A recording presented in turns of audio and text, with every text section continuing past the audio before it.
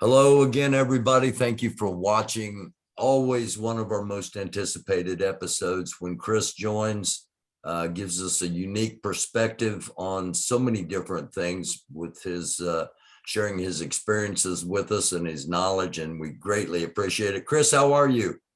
Great, great, great. And how about yourself, Barry? Man, there is so much going on.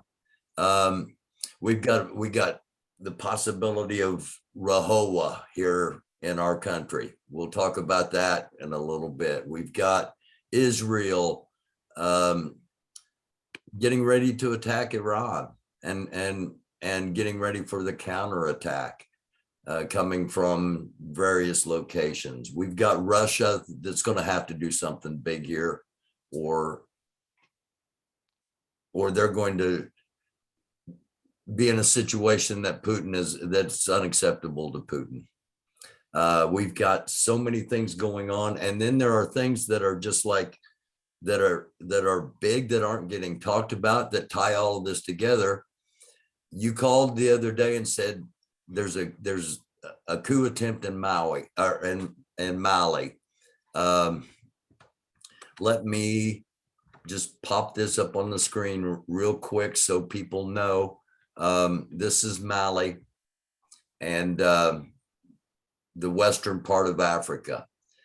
First of all, what's the significance of Mali? And then tell us what's going on.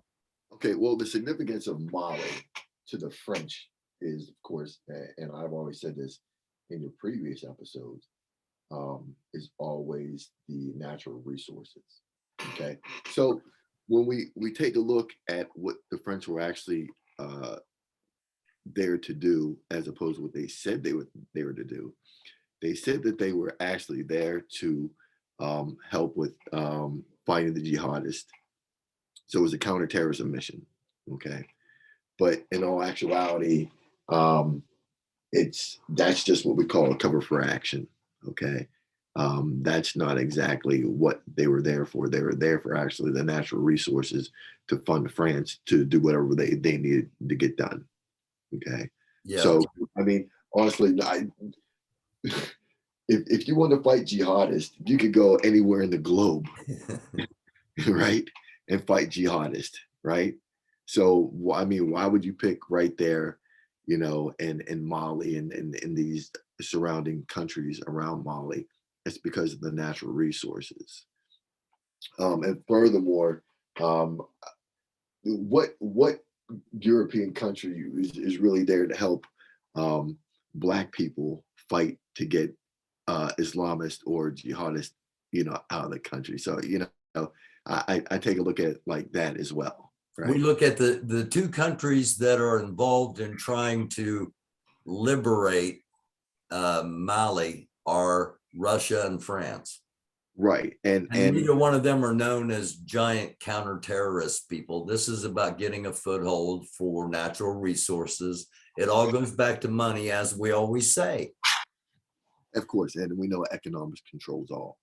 So if anyone is blinded or BS'd by what's going on in Mali, you really need to wake up because, okay, this is the truth.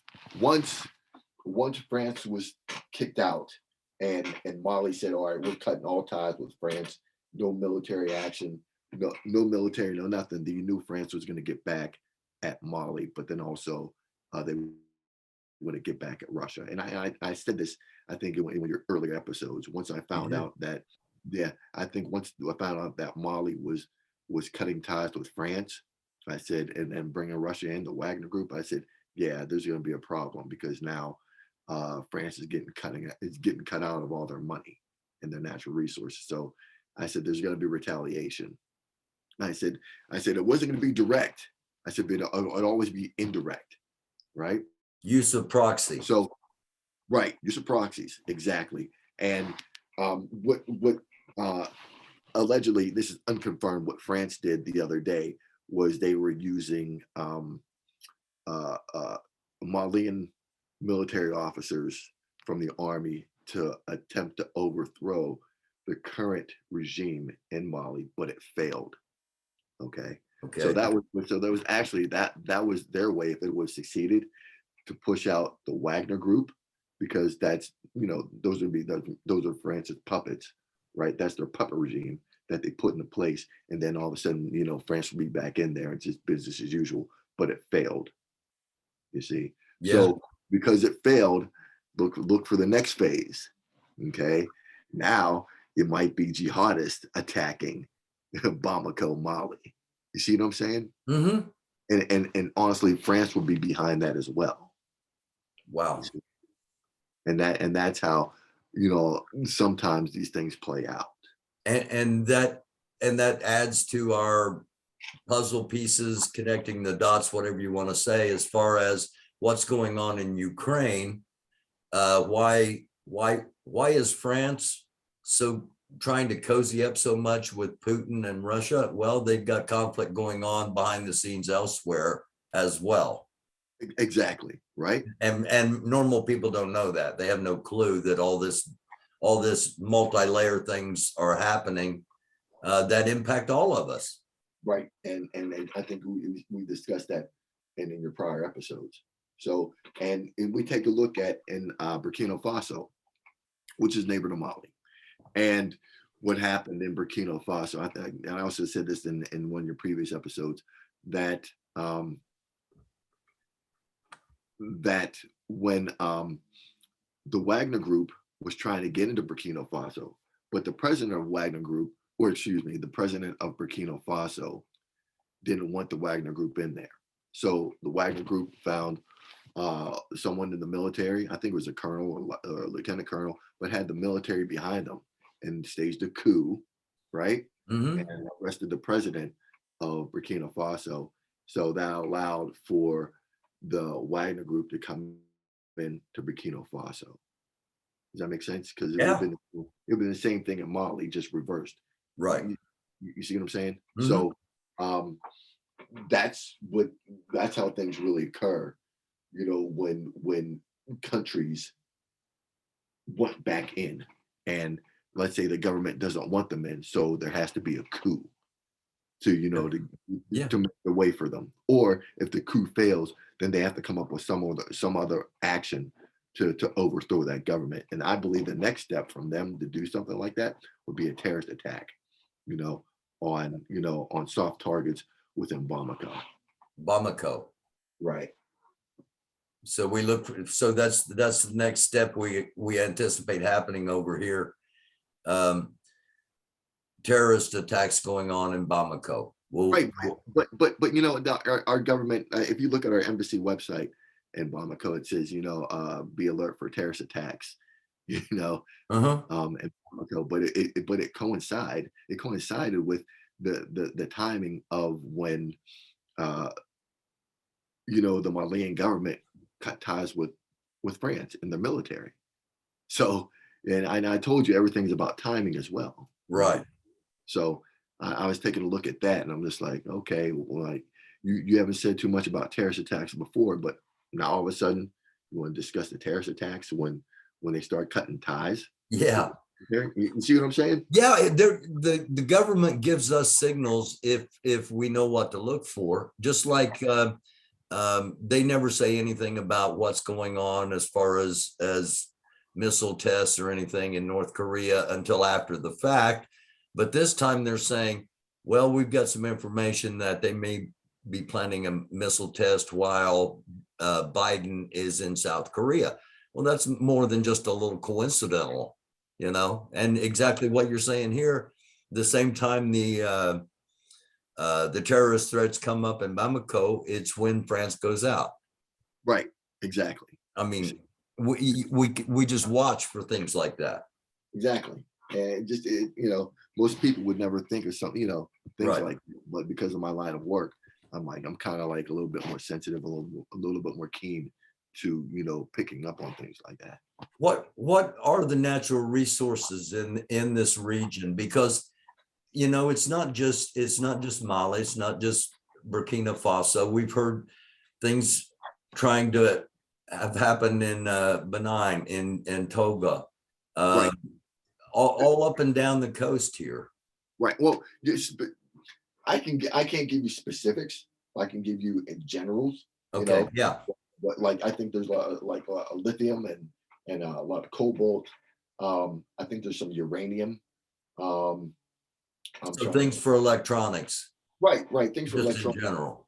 Right, and even when I was in Nigeria, and I was I was talking to some people in our government about the Chinese being there, and them, you know, because I had information that the Chinese were there and they were getting uranium, from Nigeria, and I'm like, okay, and you know, I'm like, all right, so the Chinese are getting uranium from Nigeria, but my question is, where's that uranium going? Yeah, yeah. It's it's not. It might be for the Chinese. Who knows? It might be for Iran. It might be for North Korea. Who knows? Who knows? Right? But the bottom Once it line, gets in Chinese hands, who knows?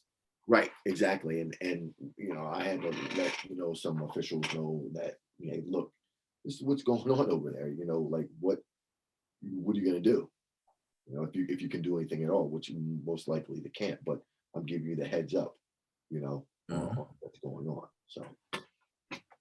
Um, we, I've had conversations with people in the Black community that want to get out of this country, get out of America, and go to Africa. Uh, do you have insight? Is that something that people should desire? Well, here's the thing. Before anyone moves to any country, you need to spend time in that country to make sure that that country is right for you. Okay. Mm-hmm. The infrastructure is going to be different. Okay. You have to make sure that these countries have very good critical infrastructure. Okay. Because a lot of these countries during the day and even during the night don't have power. Okay. So you're going to be living off a generator for a good portion of the day. And then even the medical services that they provide, they're not always like they are in the United States. Okay. Sometimes they're a lot less. Right. And then many times you can't drink the water. Okay. Most of the times you can't drink the water. And there are a lot of bacteria that your body is not accustomed to. So like if you get sick, you're really going to get sick because you're not accustomed to that bacteria. Good Right. points. All great points. All things that people should think about. That's why I wanted to ask you the question. I want to take it just a step further, and on a sociological level. Would a Black person from America coming into Africa, would they be welcomed? Would they be viewed as American as opposed to Black, and I'm asking just out of ignorance and just because some people here in our country may want to know. Well, you're going to be viewed as an American. I can tell you that right now. Okay. Much time as I've spent in on the continent of Africa, but mainly on the west coast of Africa, like Nigeria, Mali, Ghana. At first, they'll look at me and be like, "Well, he might be Nigerian," but as soon as you open your mouth, it tells it all. It tells it all. And once they find out that you're an American, the rules change automatically. And I think people that are considering doing this instead of just, because the pressure's building here in our country, and we'll get to that in a couple of minutes, but people are thinking about it, and there are things that I think you can share and you are sharing, and I think it's invaluable. Right. And like I said, you really need to spend time in these countries and make sure that they're right for you. Just don't up and leave and go to a country that you never spent time, in before, because, even the living conditions are going to be totally different than what you're accustomed to, you know. So I mean, you have to actually acclimate yourself to that environment, you know, Mhm. before you can actually sit there and say, hey, this is okay. This is where I want to be, So that's the way that's really the way I look at things. Because it took me a while to acclimate to Nigeria. It really did. I'd say I'd have to leave maybe after every like 30 or 35 days because I was like, whoa, this is just too much to handle, you know. Even, you know, their thought process and how they do things. And I was like, this is just way too much. So like after in like 30, 35 days, I have to actually come back to the States and just to, you know, Yeah. refocus, just to refocus and just, you know, and then I go back. And but it took a while. It really took a while to acclimate. But once you're acclimated, then you're okay. Okay. All right. And I think that's great advice, not just for the Black community thinking about going to Africa, but for anybody thinking about going to another country. Don't Right. get up and go to another country. You know, Right. spend time there, find out if it's going to be even right for you. So, But a lot of people are so spontaneous and so ungrounded that they do crazy things. right. Well, see, I've lived in 3 different countries on 3 different continents, and you know, for extended periods of time, like 10 years, 8 years, 4 years. In my time in Afghanistan, it was like, you know, a little over 3 years. So, you know, I have that experience and knowledge to sit there and say, hey, you know what, this is what needs to be done. Because if you don't do this, you're looking at, you know, you're looking at being back in the States where you don't want to belong. So it's just best to like slowly acclimatize yourself to the environment in which you want to live in. Okay. And do some planning. Don't just Right. Exactly. Exactly. I mean, you just can't do something without planning, you know. And if you have a plan, you better have a backup plan. What's your contingency, you know? Mhm. And that's the way you need to think. You just can't go into a country and be, oh, this is the country I want to be in. And then once you get there for maybe 2 or 3 months, you find out like, oh, well, this is where I want to be. Right. You're stuck. You Right. see, Mhm. you're going to go back to the States and now you're starting all over again. So have a plan, have a contingency. And it also holds true to like foreign fighters going into Ukraine. Right. That is such a different environment, not only the fighting part, but just the societal part of it. It's so much different than they're used to. They get there, they're there for 30, 35 days, and they need to get out and go back home and recenter and then come back and do it again. Exactly. And it's just the same thing that I said. I'm like, you really need to spend time in the country. I think I don't know if they do pre-deployment training um, before they get sent overseas, but I mean, even when I went to Afghanistan, my first rotation in Afghanistan, once we got in the country, I think we were there in country for maybe like 15 to 20 days just to get, you know, acclimatized to what's going on before we actually go out, you know, to our cops or to, you know, our combat outposts or to our Mhm. locations, just so we could get, you know, acclimatized. But once we get out to our locations, then it's kind of like the real deal. You know what I'm saying? Yeah. Uh, Yeah. because I mean, even at our even at our where we stay at before we roll out to our cops. Um, I mean, you're still dealing with like Afghans, but it's more U.S. You know, uh, it's more U.S. centric. But once you get to the cops, it's U.S. centric. But once you start going out to the villages, now you have to start dealing with, you know, the locals, and this is where, you know, your knowledge of culture, your knowledge of languages all come into play.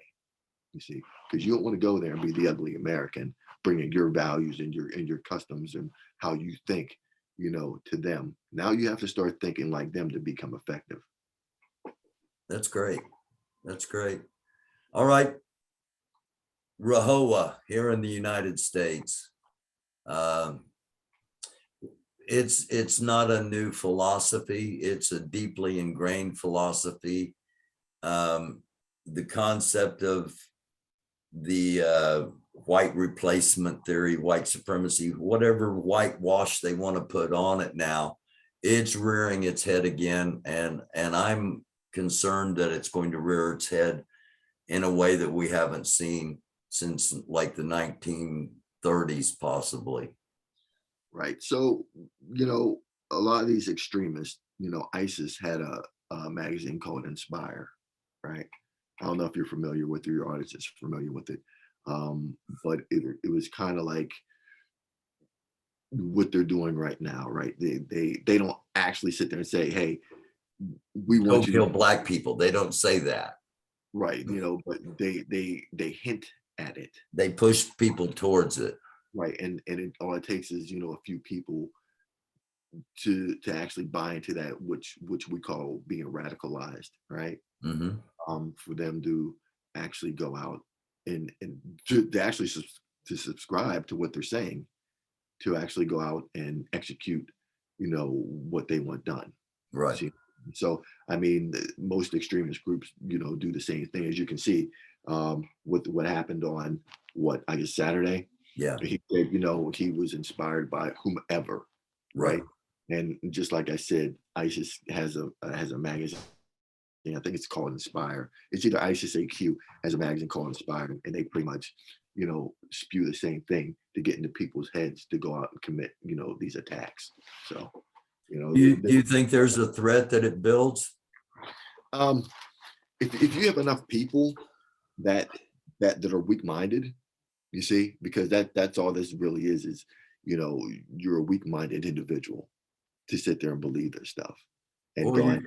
Or you've been homeschooled and you've been groomed to believe this stuff. Right. That's the other thing, you see. But the thing about it is the brainwashing, right? If you've been brainwashed to a certain level, then you become a dangerous person to society. And really the only real way to stop someone like this is behavior. There's always going to be behavioral changes before any attack.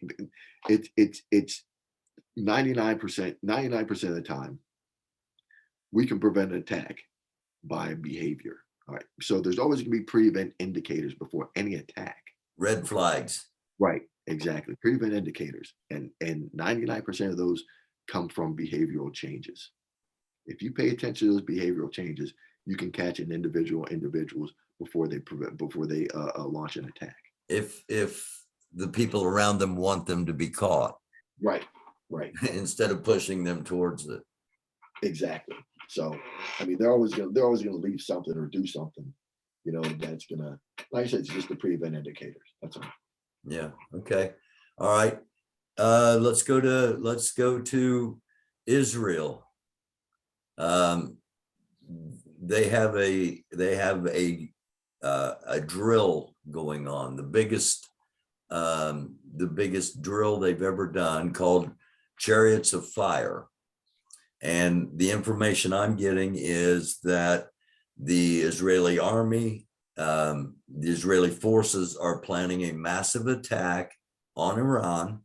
And the defense minister was saying this. It's not like, I'm leaking classified information, that's what the purpose of this, he's basically putting Iran on notice that we are going to do this. And he went so far as to say the Israeli public is preparing to absorb the counterattacks. Right. But you have to understand that they've been telling Iran this for some time. But I believe that I sent you some information about what our government said. They said that Iran, within a few weeks, was going to be capable of obtaining that nuclear weapon. Right. So I'm sure Israel already had that information. Right. And they're gonna do what they have to do to prevent Iran from obtaining that nuclear weapon. So that's going to be coming in the next 10 to 20 days. Right. So I mean, the whole thing about it is from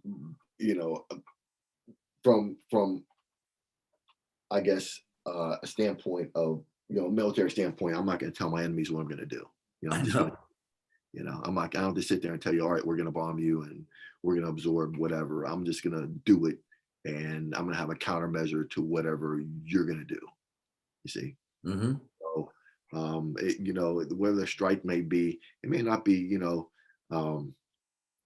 I don't know what I really don't know what Israel has planned. Yeah. Right.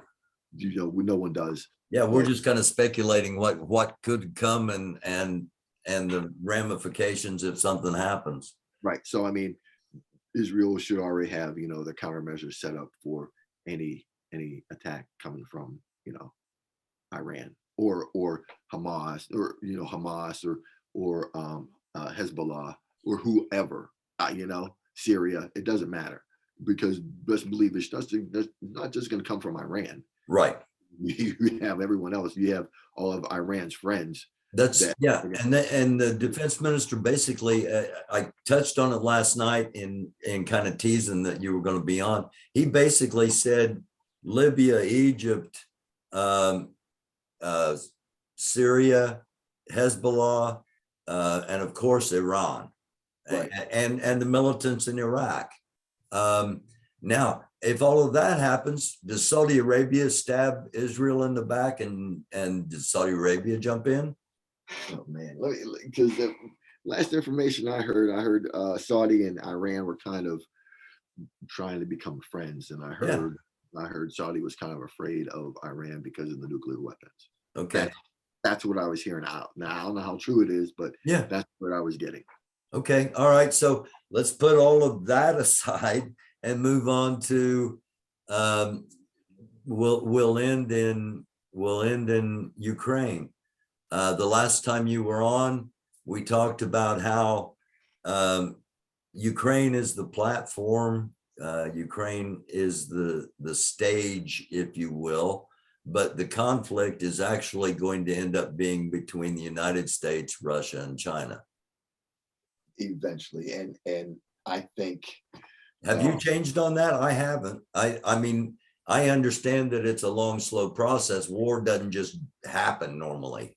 Things take time to develop, and I'm still on the same course that's what's eventually going to happen.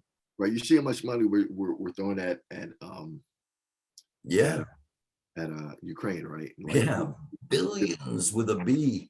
Right, billions of dollars for security assistance or military assistance, and HA, humanitarian aid or humanitarian assistance. Right now, we talked about them draining, or Russia trying to drain us.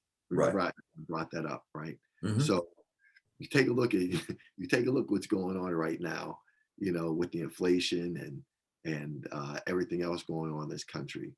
You see how gas prices are like ridiculously high, food prices are ridiculously high.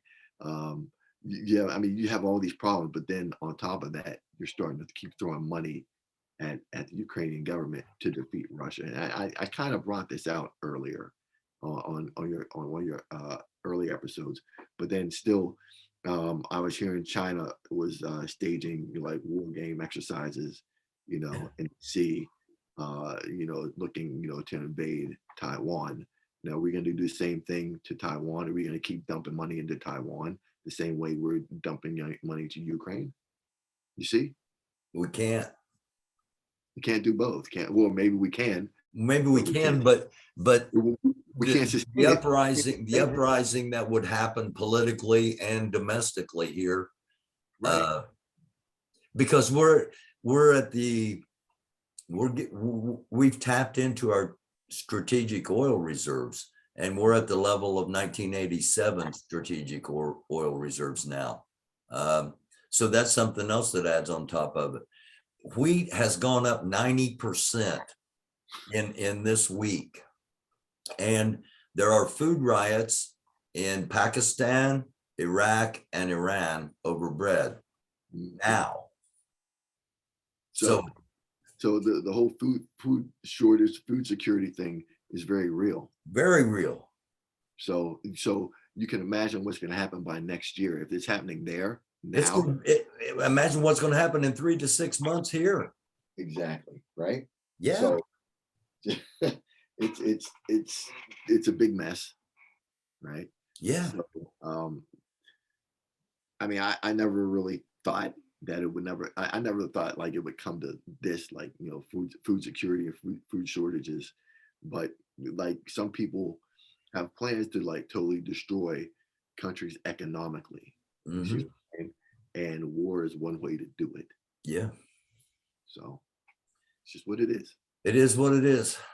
Hey, you ever run into anybody internationally that needs a part-time analyst information gatherer. Let me know. I need to make about another $1,000 a month to survive. Hey, thank you, man. You know, we communicate, we talk and we communicate other than on here, but I so enjoy you coming on here, and I know people, everybody, including myself, gains information every time you're on here, man, and I appreciate it. Well, thank you very much, Barry, for having me on your show. Like I said, it's greatly appreciated. Do you have any advice to specifically the people in the Black community heading into this summer? Just I mean, you've been a Black person your whole life. You've been a police officer. You've been a security guy. You have knowledge that everybody in the Black community could have and should have for their own self-defense in a country and an environment like we're in right now, in my opinion. So what do you tell them? Just, if you really want to protect your communities, right? You really have to have the economics to do so. And as we know, a lot of times in the Black communities in the inner city, they just don't have the economics to actually even create their own like security forces, to even work with the police. You see what I'm saying? Yeah. And a lot of times, you know, the police and the community don't have that trust and rapport built between the two. So there's always going to be that mistrust and distrust within the community. So I think a lot of times, if the community were to actually have its own security forces, you know, that are actually aligned with the government, almost like a militia, you know, that they could do a lot, you know, to prevent like attacks, just like we saw just the other day in Buffalo. So build within that's the advice I've been giving. If you're a strong Black man, stay in your homes, stay in your communities, build within your communities. Don't go looking for trouble, because trouble's possibly going to be coming to you soon enough. Right, exactly. You never have to go looking for trouble, because trouble will find you, best believe. Thank you, my man. It's an honor and a privilege always to talk with you, and we'll do it again soon. Okay. All right, Barry. Thank you all for watching. It's been this edition of the American Doofus Show, one of the smartest ones we've ever done, thanks to our friend Chris. See you next time.